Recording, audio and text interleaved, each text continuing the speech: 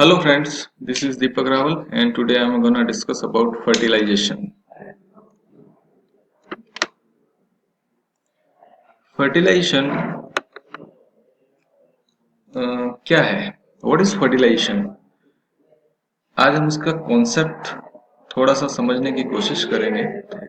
How the fertilization of every species is somewhat different, but generalized idea हम आज discuss करेंगे कि सब चीज़ों में थोड़ा सा कॉमन क्या है और हम क्या चीज़ें जो हम समझ सकते हैं. So if we define the fertilization, the definition of the fertilization would be fusion of haploid male and female gametes to form a diploid zygote is called fertilization. If we see the definition of fertilization is the fusion of haploid male and female gametes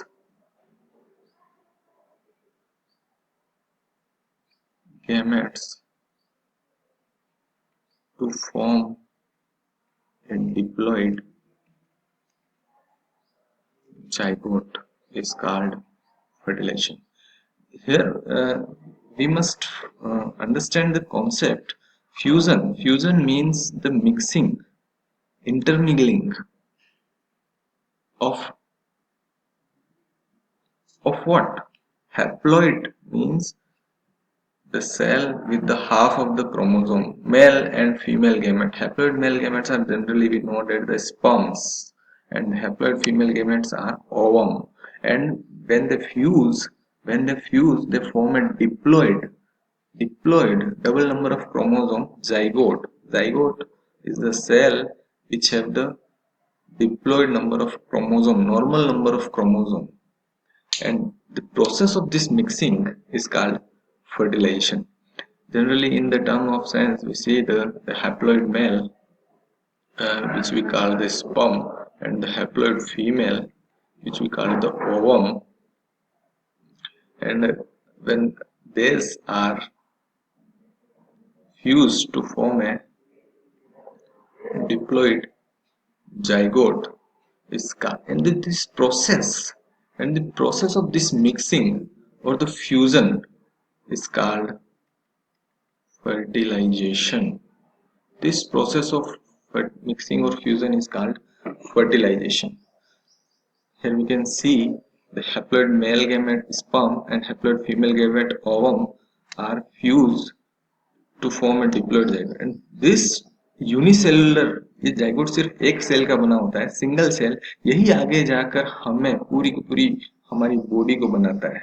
जितने भी animals हैं सभी एक single cell से develop होते हैं. इस तरह से हमारा फर्टिलाइजेशन का प्रोसेस जो है वो कंप्लीट होता है. लेकिन अगर हम बात करें सबसे पहले तो इस फर्टिलाइजेशन का सिग्निफिकेंस क्या है, मीन्स इसकी जरूरत क्या पड़ी, हमें क्या जरूरत है इस फर्टिलाइजेशन की. तो फर्टिलाइजेशन को अगर हम बात करें तो फर्टिलाइजेशन के बहुत सारे पहलू हैं. बिना फर्टिलाइजेशन के भी कभी कभी डेवलपमेंट, एम्ब्रियो का डेवलपमेंट हो जाता है, जिसे हम पार्थिनोजेनेसिस कहते हैं, जिसके बारे में मैं नेक्स्ट लेक्चर में डिस्कस करूंगा. लेकिन फर्टिलाइजेशन का कुछ इंपॉर्टेंस है. फर्टिलाइजेशन का जो पहला इंपॉर्टेंस है, मेन इंपॉर्टेंस इसका, fertilization introduces variation in the animals. अगर फर्टिलाइजेशन नहीं होता या नहीं हो तो सारे के सारे जो एनिमल्स हैं वो क्लोन की तरह होंगे. सेम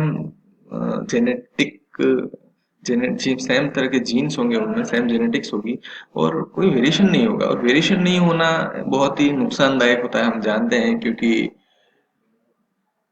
इन्वायरमेंट जो है वो हमेशा बदलता रहता है. अगर हम इन्वायरमेंट के साथ नहीं बदलेंगे तो हमारा एक्सटिंक्शन हो जाएगा. तो इस एक्सटिंक्शन से बचने के लिए ये वेरिएशन हमें मदद करता है. इस वेरिएशन के कारण सभी इंडिविजुअल एक समान नहीं होते हैं और कुछ वेरिएशन जो है वो बदलते इन्वायरमेंट को फेवर करते हैं और उसमें जिंदा रहने की काबिलियत होती है। इस कारण से ये वेरिएशन हमारे इवोल्यूशन में और हमारे सर्वाइवल में मदद करता है। इसलिए फर्टिलाइजेशन इंट्रोड्यूस करता है वेरिएशन को। जैसा कि हम जानते हैं कि जब हैप्लॉइड स्पर्म और ओवम स्पर्मेटोजेनेसिस और oogenesis के दौरान बनते हैं, तब क्रॉसिंग ओवर होता है, रिकॉम्बिनेशन होता है, जिसके द्वारा जीन्स की मिक्सिंग होती है और इस कारण से वेरिएशन हमें देखने को यहाँ पर मिलता है। अगर फर्टिलाइजेशन नहीं होगा तो वेरिएशन भी नहीं होगा, जैसा कि पार्थिनोजेनेसिस के एनिमल्स में हमें देखने को मिलता है। दूसरा है, ये जो फर्टिलाइजेशन है वो डिप्लॉइडी को रिस्टोर करता है। यानी कि जैसा हम जानते हैं कि स्पर्म और ओवम तो हैप्लॉइड होते हैं, लेकिन हम जानते हैं कि हैप्लॉइड सेल्स, जिन सेल्स में आधे नंबर होते हैं क्रोमोसोम्स के, वो जिंदा नहीं रह पाती हैं। यानी कि कोई भी there is some exception like honey bee drones and etcetera, but if that's the different process of parthenogenesis. तो जनरली जो नॉर्मल जो क्रोमोसोम है, डिप्लॉइड क्रोमोसोम जो है, उनको रिस्टोर करने के लिए हमें इस फर्टिलाइजेशन की जरूरत पड़ती है, क्योंकि half number of chromosome we get from the mother and half from the father. तीसरा जो है इसका सिग्निफिकेंस वो है सेक्स डिटर्मिनेशन। फर्टिलाइजेशन हमारा सेक्स डिसाइड करता है कि जो डेवलपिंग जाइगोट से जो डेवलप होगा एम्ब्रियो या फिर जो प्रोगेनी डेवलप होगी, वो मेल होगी या फीमेल होगी, ये डिसीजन भी फर्टिलाइजेशन के दौरान होता है। जैसा कि हम जानते हैं कि स्पर्म में सेक्स क्रोमोसोम के दो कॉम्बिनेशन होते हैं, एक्स एंड वाई, और ओवम की अगर हम बात करें तो सिर्फ एक्स होता है। अगर स्पर्म का सिर्फ एक्स और ओवम के एक्स से फ्यूज होता है, तो जो जनरेट जो संतति पैदा होगी वो फीमेल होगी, और अगर इस वाई के साथ एक्स कॉम्बिनेशन होता है, तब जो अगर प्रोगेनी पैदा होगी वो मेल होगी। तो इस तरह से जो सेक्स डिटर्मिनेशन होता है, जेनेटिक सेक्स डिटर्मिनेशन, वो फर्टिलाइजेशन के द्वारा होता है। चौथा हम इसका सिग्निफिकेंस देखें तो ये होगा कि जो स्पर्म है वो सेंट्रियोल डोनेट करेगा, और ये सेंट्रियोल फर्दर आगे जाकर जाइगोट के क्लीवेज के लिए नेसेसरी होगा। यानी कि जो सेंट्रियोल है वो स्पर्म डोनेट कर रहा है, और जो ओवम है वो माइटोकॉन्ड्रिया को डोनेट करते हैं।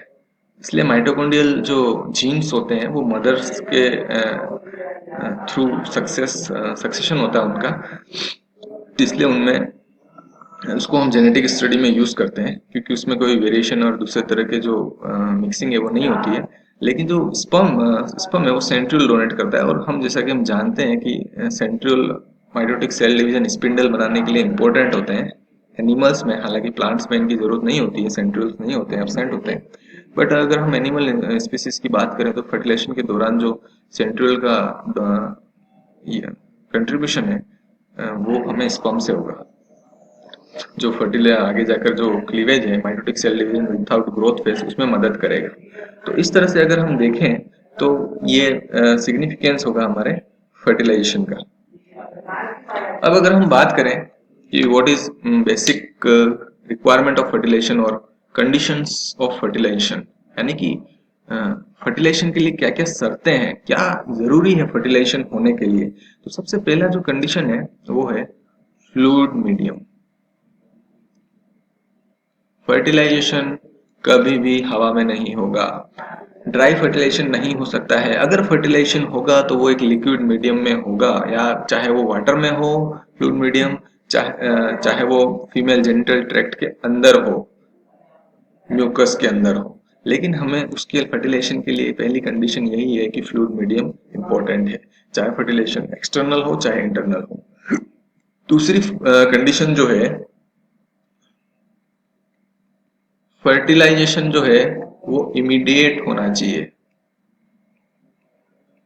यानी कि जो वायबिलिटी होती है स्पर्म्स और ओवम की वो बहुत कम होती है। यानी कि वो बहुत, जो हैप्लॉइड सेल्स होती हैं वो ज्यादा देर तक जिंदा नहीं रह पाती हैं। हालांकि कुछ एक्सेप्शंस हैं, लेकिन जनरलाइज अगर हम बात करें तो उनकी जो लाइफ स्पैन है वो बहुत छोटी होती है स्पर्म और ओवम की। इसलिए फर्टिलाइजेशन इमीडिएट होना चाहिए। फर्टिलाइजेशन में ज्यादा डिले होगा तो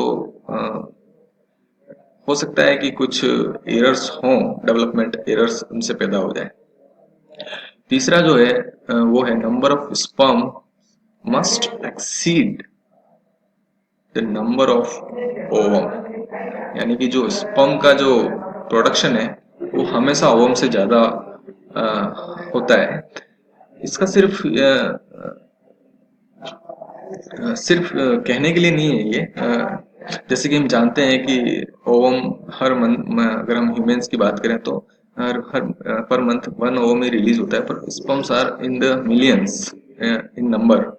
सो जितने ज्यादा नंबर ऑफ स्पर्म होंगे उतना ज्यादा फर्टिलाइजेशन के जो चांसेस है वो बढ़ जाते हैं, और बाकी की जो स्पर्म है वो एक मीडियम प्रदान करेंगे, एक प्रोटीन्स का न्यूट्रिशन देते हुए बाकी के जो जो स्पर्म फर्टिलाइज करेगा उसको भी उसमें फर्टिलाइजेशन में मदद करेंगे, यानी कि बाकी के स्पर्म भी वेस्ट नहीं जाते हैं, they are indirectly benefiting the sperm to do the fertilization. चौथी जो कंडीशन है वो है size of ovum must exceed the size of sperm, यानी कि ओवम हमेशा साइज में स्पर्म से बड़ा होगा। ये भी जरूरी है क्योंकि फर्टिलाइजेशन के चांस बढ़ जाते हैं इससे। और साइज ऑफ ओवम इसलिए भी बड़ा होता है क्योंकि जब फर्टिलाइजेशन हो जाता है उसके बाद जो योक और दूसरी जो साइटोप्लाज्म होता है वो ओवम का कंट्रीब्यूशन उसमें ज्यादा होता है, जो जो डेवलपिंग जाइगोट को आगे बढ़ने में मदद करता है। इसलिए भी साइज ऑफ ओवम स्पर्म की अपेक्षा बड़ी होती है, क्योंकि स्पर्म जो है वो सिर्फ अपना न्यूक्लियस और सेंट्रियोली डोनेट करता है, बाकी की सारी चीजें ओवम डोनेट कर रहा है और बाकी का सारा मेंटेनेंस है वो बाद में ओवम को करना है, इसलिए ओवम हमेशा साइज में बड़ा होगा।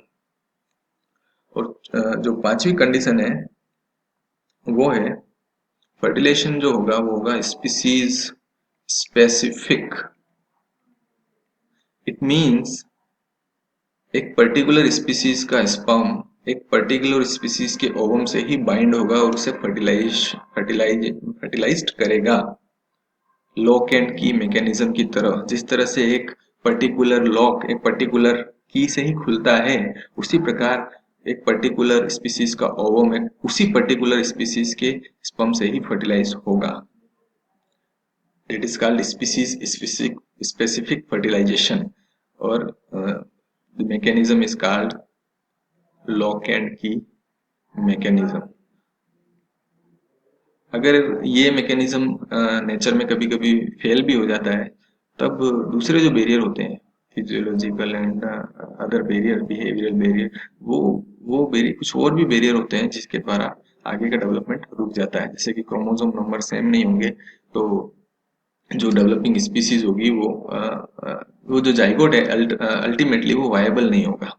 हालांकि कुछ हाइब्रिड्स अगर हम देखें तो वो उसको भी पार कर जाते हैं, उस बैरियर को भी, लेकिन वो फिर फर्दर अपने बच्चे पैदा नहीं कर पाते, यानी कि स्पीसीज को आगे नहीं ले जा सकते। इसलिए हाइब्रिड हमेशा स्टेराइल होते हैं। If you see the types of fertilization, fertilization is generally can be classified into two types. The first is external fertilization.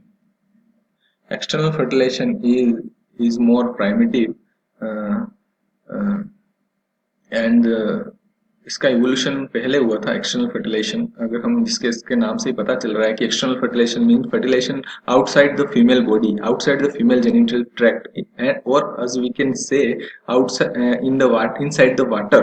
अगर फर्टिलाइजेशन पानी में हो, फीमेल बॉडी के बाहर हो, तो उसे हम एक्सटर्नल फर्टिलाइजेशन कहेंगे। जैसा कि हम देख सकते हैं most of the aquatic invertebrates, जैसे कि हम बात करें फिर poriferans, cnidarians and other aquatic invertebrates, तो उनमें फर्टिलाइजेशन एक्सटर्नल देखने को मिलता है। और दूसरा अगर हम बात करें जैसे कि most of the aquatic fishes and all the amphibians, frog, toad, salamanders, newts, इनमें हमें फर्टिलाइजेशन एक्सटर्नल देखने को मिलता है। हालांकि एम्फीबियंस पानी पर रहते हैं लेकिन वो हमेशा अंडे देने के लिए एक वाटरी सरफेस या फिर मॉइस्ट सरफेस की तलाश करते हैं, क्योंकि फर्टिलाइजेशन इनमें एक्सटर्नल फर्टिलाइजेशन पाया जाता है। अगर हम फिर बात करें दूसरा टाइप ऑफ फर्टिलाइजेशन है, उसको हम कहेंगे यहाँ पर internal fertilization. indicated by its name, internal fertilization occurs inside the female body, और दूसरी अगर हम कहें तो ये फीमेल जेनिटल ट्रैक्ट के अंदर होता है फर्टिलाइजेशन, और ये थोड़ा सा बाद में इसका एवोल्यूशन हुआ इंटरनल फर्टिलाइजेशन का। और इंटरनल फर्टिलाइजेशन को हम देख सकते हैं रेप्टाइल्स, बर्ड्स एंड मैमल्स के अंदर। इंटरनल फर्टिलाइजेशन अगर देखा जाए तो एक तरह का टेरेस्ट्रियल एडेप्टेशन है, यानी कि जब पानी से एनिमल बाहर आए, टेरेस्ट्रियल एडेप्टेशन हुआ, तब उनके सामने समस्या खड़ी हो गई कि जब वो वर्म्स को बाहर देते रिलीज करते थे तो वो बहुत जल्दी डेसिकेट हो जाते थे। तो इस समस्या को सुलझाने के लिए उन्होंने सोचा कि क्यों ना हम इंटरनल फर्टिलाइजेशन करें, जिसके कारण फिर इंटरमीडिएट ऑर्गेन्स का डेवलपमेंट हुआ। हालांकि कुछ फिशेज अगर हम जैसे शार्क्स की बात करें तो उनमें भी इंटरमीडिएट ऑर्गेन्स पाए जाते हैं, लेकिन दैट इज सेकेंडरीली एडेप्टेशन, यानी कि उनका एवोल्यूशन बाद में हुआ। और अगर हम इवोल्यूशन ऑफ सेक्स की बात करें तो evolution of sex internal fertilization में तो पाया जाता ही है, लेकिन एक्सटर्नल फर्टिलाइजेशन भी कुछ एनिमल जिनमें देखा गया है कि सेक्स पाया जाता है। जैसे हम एम्फीबियंस की बात करें तो उनमें सेक्स तो होता है पर फर्टिलाइजेशन एक्सटर्नल होता है, means sex is just stimulating to release the gametes. So sex evolution of sex is a different concept. लेकिन अगर हम इसका एक और सिग्निफिकेंस देखें अगर हम, तो एक्सटर्नल फर्टिलाइजेशन जिन एनिमल्स में होता था उनमें जो डेवलपिंग एम्ब्रियो थे उनको प्रेडेटर्स खा जाते थे, उनकी जो वायबिलिटी थी वो बहुत कम थी, लिविंग या सक्सेस रेट जिसे हम कहें। लेकिन तो इससे भी इनको अगर छुटकारा पाना था, क्योंकि इंटरनल फर्टिलाइजेशन उन एनिमल्स में देखा गया जिनमें ओवम बहुत कम रिलीज होते थे, और वो फिर इस लॉस को बर्दाश्त नहीं कर सकते थे कि उनको प्रेडिटर्स उनके एम्ब्रियो को खा जाए। तब उनके अंदर ये इंटरनल इवोल्यूशन उनके लिए फायदेमंद साबित हुआ। और फिर क्योंकि उनको इंटरनल फर्टिलाइजेशन जब फीमेल बॉडी के अंदर होता था उनको ज्यादा प्रोटेक्शन मिल जाती थी, तो इस कारण से उनका प्रोटेक्शन हो जाता था और उनकी जो सक्सेस रेट है, जो सर्वाइवल रेट है वो काफी बढ़ जाती थी। भले ही ओवम की जो नंबर्स है वो बहुत कम हो। तो इस कारण से ये काफी सक्सेसफुल रहा इवोल्यूशन के दौरान। फिर हम अगर बात करें फर्टिलाइजेशन के मैकेनिज्म की, mechanism of fertilization, the mechanism of fertilization is somewhat different in every species, but if we classify the mechanism in the general term, we can classify this mechanism into three main steps. As we can see, the first step is movement of sperms towards ovum. The second step is entry of sperm in the ovum, and the third step is activation of ovum. अब हम इसको बारी बारी से अगर हम बात करें कि कैसे फर्टिलाइजेशन का जो प्रोसेस है वो पूरा होता है, तो सबसे पहले अगर हम देखें movement of sperm towards ovum, तो सबसे पहला जो स्टेप है अगर हम उसकी बात करें तो हम देखें कि जो स्पर्म है वो ओवम की तरफ मूव करता है, चाहे वो एक्सटर्नल फर्टिलाइजेशन में हो चाहे इंटरनल फर्टिलाइजेशन में। एक्सटर्नल फर्टिलाइजेशन में ये थोड़ा सा रैंडम होता है क्योंकि जो स्पर्म है वो पानी में रिलीज किए जाते हैं, बट और इंटरनल फर्टिलाइजेशन में ये थोड़ा सा डायरेक्टेड होता है क्योंकि वो उसको एक पर्टिकुलर पाथ को फॉलो करना होता है। जो स्पर्म है वो ओवम की तरफ सर्टेन एक हम देखें तो एक मूवमेंट शो करता है, क्योंकि ज्यादातर जो स्पर्म है वो मोटिलिटी शो करते हैं, ओवम जो होता है वो इमोटाइल होता है। तो स्पर्म अपने फिलामेंट, अगर हम टेल की बात करें, टेल फिलामेंट में जो अंडुलेशन होता है उसके द्वारा मूवमेंट करता हुआ सीलिया और फ्लैजिला, सीलिया फ्लैजिला एंड म्यूकस मेम्ब्रान्स, जो म्यूकस रिलीज होता है फीमेल जेनिटल ट्रैक्ट में, वो इसको मदद करता है इसमें। और पानी में भी देखें तो यही मैकेनिज्म काम करता है। लेकिन ऐसा माना जाता है कि सर्टेन जो केमिकल है वो रिलीज होते हैं जो उस स्पर्म्स को अट्रैक्ट करते हैं, जिसे हम कहते हैं chemotaxis. means sperm are directed toward ovum by the stimulus of certain chemicals. mechanism is called chemotaxis. तो certain chemotaxis से ये जो sperm है वो ovum की तरफ अट्रैक्ट होते हैं और उसकी तरफ जाते हैं. एंड द सेकेंड स्टेप अगर हम देखें तो entry of sperm into the ovum. अगर हम यहाँ पर जैसे हम देखें तो स्पर्म की जो एंट्री है वो ओवम में होती है. हालांकि टू टाइप्स ऑफ, अगर हम एक्सटर्नल फर्टिलाइजेशन की बात करें जिसमें कि जो ओवम होता है उसमें सिर्फ एक ही लेयर होती है जिसे हम कहते हैं जेली लेयर, जो उसको सिर्फ जेली लेयर ही पेनिट्रेट करनी पड़ती है. लेकिन जो जिन एनिमल्स में इंटरनल फर्टिलाइजेशन होता है उनके ओवम में इसके अलावा भी कई सारी लेयर्स होती हैं, जेली लेयर्स के अलावा भी होती हैं. जैसे कि हम बात करें जोना पेलुसिडा है, कोरोना रेडिएटा है, कोरोना रेडिएटा और प्लाज्मा मेम्ब्रान, वो तो सभी में होती है. तो अगर हम इनकी बात करें तो जब स्पर्म में एंट्री होती है तब टू टाइप्स ऑफ रिएक्शन हमको देखने को मिलती है. एक तो होती है एक्रोसोम रिएक्शन. अगर हम एक्रोसोम रिएक्शन की बात करें तो जो एक्रोसोम होता है वो स्पर्म का हेड रीजन, टिप जो होती है उसे हम एक्रोसोम कहते हैं. उसके अंदर कुछ एंजाइम्स होते हैं जैसे कि स्पर्मलाइसिन, या फिर हम बात करें हाइलोरुनिडेज.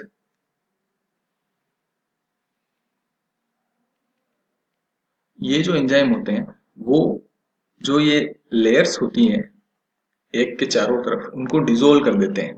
These are digestive enzymes. तो इस प्रक्रिया को हम कहते हैं एक्रोसोम रिएक्शन. और फिर इस तरह से जो स्पर्म की एंट्री है वो ओवम में हो जाती है. और जैसे ही स्पर्म ओवम के अंदर इंटर करता है तो जनरली जैसा कि हम देखते हैं कि कुछ एक्सेप्शन को छोड़ दें, हम पोलिस्पर्मी को छोड़ दें, पैथोलॉजिकल या फिर फिजियोलॉजिकल पोलिस्पर्मी की बात हम ना करें, तो फिर हम देखेंगे कि जैसे ही एक स्पर्म ओवम में इंटर होता है तो दूसरा कोई भी स्पर्म ओवम में इंटर नहीं कर पाता है. तो ये ऐसा इसलिए होता है क्योंकि कुछ ब्लॉक्स होते हैं, सर्टेन ब्लॉक्स होते हैं जिसे हम कहते हैं blocks to polyspermy. Poly means many, sperm means sperm, यानी कि एक से ज्यादा स्पर्म ओवम में इंटर न कर पाए इसके लिए कुछ बैरियर्स होते हैं. दो तरह के बैरियर्स होते हैं, fast block and slow block. Fast block जो होता है जैसे ही पहला स्पर्म ओवम में एंटर करता है पूरी की पूरी जो एग मेम्ब्रेन है, प्लाज्मा मेम्ब्रेन, एग की प्लाज्मा मेम्ब्रेन है वो डीपोलराइज हो जाती है. डीपोलराइजेशन जो होता है वो होता है influx of sodium ion. Sodium ion अंदर इंटर कर जाते हैं जिसके कारण एक तरह का करंट पूरे प्लाज्मा मेम्ब्रेन के ऊपर आ जाता है. और उस करंट के कारण, उस डीपोलराइजेशन के कारण दूसरे स्पर्म ओवम में इंटर नहीं कर पाते हैं. इसे हम कहते हैं फास्ट ब्लॉक, क्योंकि ये बहुत जल्दी होता है. जैसे ही पहला स्पर्म इंटर होता है उसके तुरंत कुछ ही सेकंड में ये फास्ट ब्लॉक एक्टिव हो जाता है. लेकिन जैसा कि हम जानते हैं कि डीपोलराइजेशन ज्यादा देर तक नहीं रह सकता है, वो फैटिग हो जाता है. इसलिए डी इसके बाद जो ब्लॉक काम करता है उसे हम कहते हैं स्लो ब्लॉक. यानी कि जो ओवम है उसके अंदर ईआर होते हैं, एंडोप्लाज्मिक रेटिकुलम. एंडोप्लाज्मिक रेटिकुलम में कैल्शियम भरा होता है.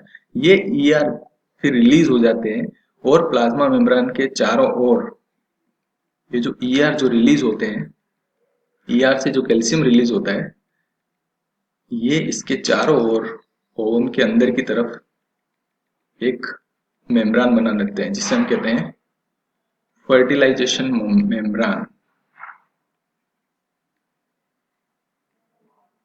और इस फर्टिलाइजेशन मेम्ब्रेन के कारण दूसरे स्पर्म, यानी कि जैसे ही पहला स्पर्म इंटर करेगा दूसरे स्पर्म इस ओवम के अंदर एंट्री नहीं कर सकते हैं. और इसे हम कहते हैं स्लो ब्लॉक, क्योंकि ये थोड़ा सा टाइम लगता है, इसमें थोड़ा 1 मिनट या फिर उससे कम समय लगता है.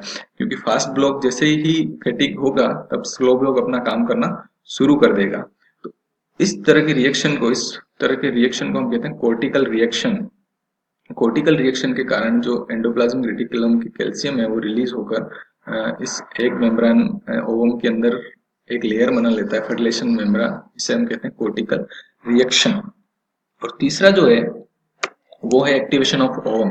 एक्टिवेशन ऑफ ओवम जो होता है वो होता है कैल्शियम सर्ज के कारण है, यानी कि जो ईआर से जो कैल्शियम रिलीज हुआ, फर्टिलाइजेशन मेम्ब्रेन बनी, कैल्शियम रिलीज होने के कारण जो ओवम जो होता है वो एक्टिवेट हो जाता है, क्योंकि कैल्शियम जो होता है वो एक एंजाइम को एक्टिवेट कर देता है जिसे हम कहते हैं एडिनिल साइक्लेज, और ये एडिनिल साइक्लेज फर्दर साइक्लिक एएमपी को एक्टिवेट कर देता है, और ये साइक्लिक एएमपी एक सेकंड मैसेंजर की तरह काम करते हुए एक सीरीज, एक कैस्केड ऑफ रिएक्शन शुरू कर देता है ओवम के अंदर, और जिसके द्वारा जो मेटाबॉलिज्म है ओवम के अंदर का वो इंक्रीज हो जाता है। मेटाबॉलिज्म यानी कि जितनी भी रिएक्शंस जो अंदर हैं वो इंक्रीज हो जाती हैं। जैसे कि हम बात करें तो पीएच जो है एक का वो इंक्रीज हो जाता है, रेट ऑफ रेस्पिरेशन जो है एक के अंदर माइटोकॉन्ड्रिया के द्वारा वो बढ़ जाती है, रेट ऑफ प्रोटीन सिंथेसिस यानी कि हम बात करें ट्रांसक्रिप्शन ट्रांसलेशन की जो प्रोसेस है वो इनहेंस हो जाती है, और जो परमिबिलिटी ऑफ प्लाज्मा मेम्ब्रेन है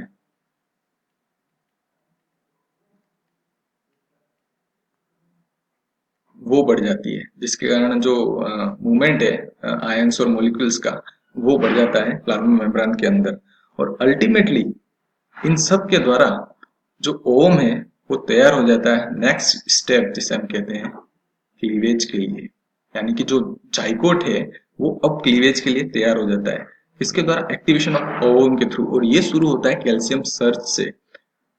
इस प्रकार जो ओम है वो एक्टिवेट हो जाता है और जो फर्टिलाइजेशन का प्रोसेस है वो कंप्लीट होता है। And I hope this video will help you to understand the concept of fertilization.